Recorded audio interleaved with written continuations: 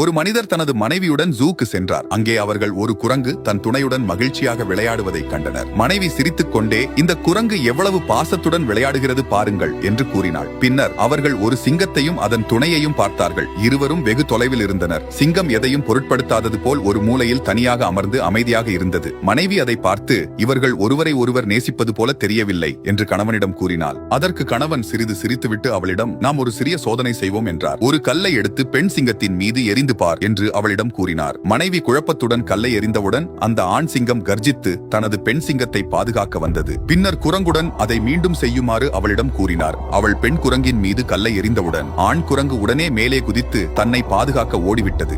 இதிலிருந்து ஒரு விஷயம் புரிகிறதா? நீங்கள் பார்க்கும் அனைத்தையும் நம்பாதீர்கள். இன்று சிலர் குரங்குகளைப் போல அன்பை காட்டினாலும் பிரச்சனை வந்தவுடன் முதலில் ஓடிவிடுவார்கள். மிகச் சிலரே சிங்கத்தை போல் இருக்கிறார்கள். அதிகம் வெளிப்படுத்த மாட்டார்கள். ஆனால் அவர்கள் உண்மையாக நேசிப்பவர்கள். உண்மையான அன்பு என்பது வார்த்தைகளிலும் செயல்களிலும் இல்லை. அது கடினமான நேரத்தில் உங்களுடன் யார் நிற்கிறார்கள் என்பதுதான். ஒவ்வொரு நாளும் சுவாரஸ்யமான மற்றும் ஊக்கமளிக்கும் கதைகளை நாங்கள் வெளியிடுகிறோம். எனவே தினமும் புதிதாக ஒன்றை கற்றுக்கொள்ள வளர்ச்சியை ஃபாலோ பண்ணவும்.